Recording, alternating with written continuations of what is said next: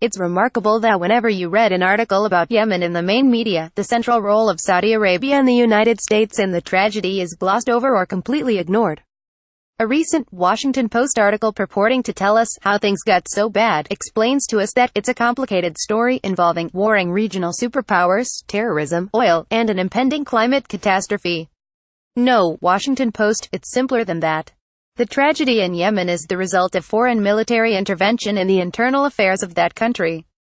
It started with the Arab Spring, which had all the fingerprints of State Department meddling, and it escalated with 2015's unprovoked Saudi attack on the country to reinstall Riyadh's preferred leader. Thousands of innocent civilians have been killed and millions more are at risk of starvation and cholera rage. We are told that U.S. foreign policy should reflect American values. So how can Washington support Saudi Arabia, a tyrannical state with one of the worst human rights record on earth, as it commits by what any measure is a genocide against the Yemeni people? The UN Under-Secretary General for Humanitarian Affairs warned just last week that Yemen faces the largest famine the world has seen for many decades with millions of victims. The Red Cross has just estimated that 1 million people are vulnerable in the cholera epidemic that rages through Yemen. Time to buy old U.S. gold coins. And why is there a cholera epidemic? Because the Saudi government, with U.S. support, has blocked every port of entry to prevent critical medicine from reaching suffering Yemenis. This is not a war. It is cruel murder. Swords into plowshares. Ron Paul best price $2.26, buy new $11.98 as of 0820s, details the United States is backing Saudi aggression against Yemen by cooperating in every way with the Saudi military.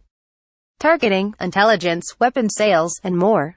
The U.S. is a partner in Saudi Arabia's Yemen crimes.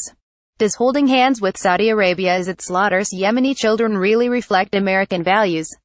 Is anyone even paying attention?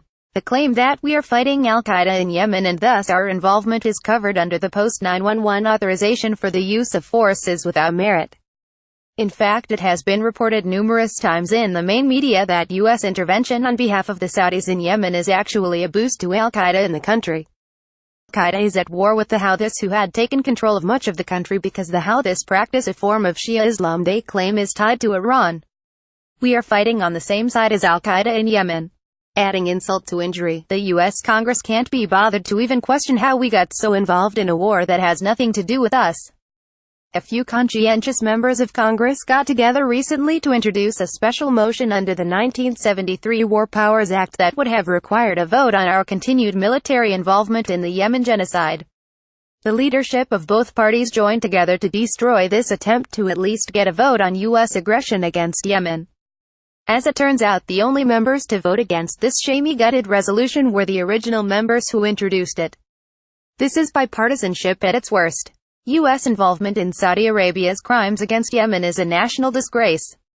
That the main media fails to accurately cover this genocide is shameful. Let us join our voices now to demand that our U.S. representatives end U.S. involvement in Yemen immediately. The best of Ron Paul.